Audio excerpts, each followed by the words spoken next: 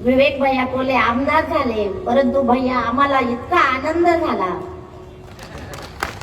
सर्व आमच्या कार्यकर्त्यांना, गुदमरलेल्या कार्यकर्त्यांना ऑक्सिजन मिळाला की काय असं वाटायला लागलं।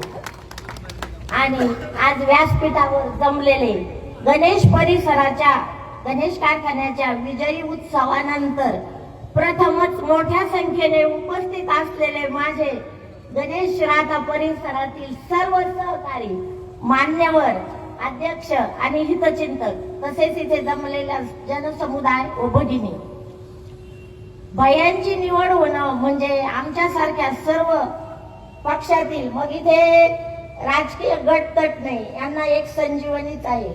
तसं पाहिलं तर अहिल्यानगर जिल्ह्यामध्ये अनेक राजकीय वारसदार पुढे येत आहे। प्रत्येक घराण्यातून राजकीय वारसा पुढे चालवला जातो, परंतु स्वर्गीय शंकररावजी कोल्हे साहेबांच्या विचारातून, संस्कारातून आज भैया हा राजकीय वारसा चालवत आहे। त्यांच्यासारखे तडफदार, मितभाषी, सर्वांचा आदर करणारं व्यक्तिमत्व म्हणून त्यांच्याकडे पाहिलं जातं। आणि आज भैया आमदार झाले, त्याबद्दलही मनपूर्वक खूप खूप शुभेच्छा।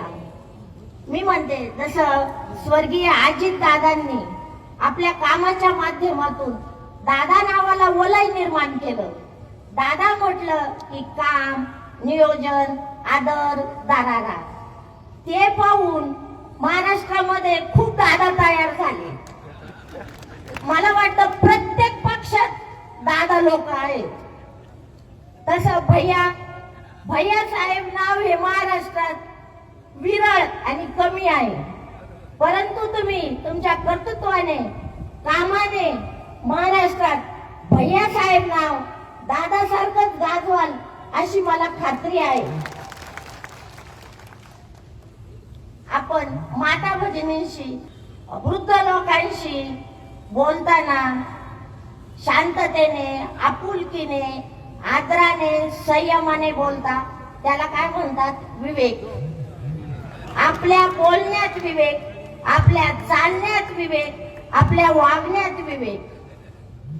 परंतु महाराष्ट्रातील राजकारणातला विवेक हरवत चालला आहे असे आम्हाला जेव्हा दिसले, तेव्हा तुमच्याकडे बघून आम्हाला वाटलं की आमचे विवेक भैया आता परत आमदार झालेत, म्हणजे हा विवेक परत राजकारणात आलेला आहे। गणेश कारखान्याच्या बाबतीत या सर्वांच्या एकजुटीने, एकोप्याने आपण गणेश कारखाना सुरू केला। गणेश सुस्थितीत चालला पाहिजे यासाठी चेअरमन, व्हाईस चेअरमन, संचालक मंडळाचे खूप प्रयत्न आहेत। भैया आज महाराष्ट्रामध्ये सरकार युतीचे आहे। परिसराच्या डाव्या बाजूला त्यांचेच आमदार आहेत युतीचे, उजव्या बाजूला त्यांचेच आमदार आहेत, सत्ताही त्यांच्याच हातात आहे। तरीही गणेश चालला नाही पाहिजे, ऊसाची पळवापळवी आणि हायकोर्टामध्ये अपील दाखल करून त्याचं लोन कसं मंजूर होणार नाही अशी स्थिती झालेली आहे। या सत्ता संघर्षात शेतकऱ्यांचा बळी जात आहे। तेव्हा आपण आता डॉक्टर पिपारांनी पोटतिडकींनी खूप गोष्टी सांगितल्या, तरी भैया आता आपली आणि मुख्यमंत्री साहेबांची चांगला स्नेह आहे, जवळीक आहे, त्यांना भेटून त्यांना सांगा की आमच्या परिसराची जीवनदायिनी, आमच्या शेतकऱ्यांचे उपजीविकेचे साधन गणेश कारखाना आहे। तरी तुम्ही स्वतः त्याचं पालकत्व घेऊन आम्हाला तुम्ही मदत करा, ग्राउंड फ्लोअरवर जाऊन तुम्ही सगळ्या गोष्टींची शहानिशा करा व राहता परिसरातील शेतकरी जगला पाहिजे याच्यासाठी प्रयत्न करा, अशी त्यांना तुम्ही आमच्या सर्व शेतकऱ्यांच्या वतीने कळकळीची विनंती करा। या बाबतीत मी तुम्हाला सांगेन, आज मी काँग्रेस पक्षाची पदाधिकारी व कार्यकर्ते असूनही भैयांच्या सत्काराला आले।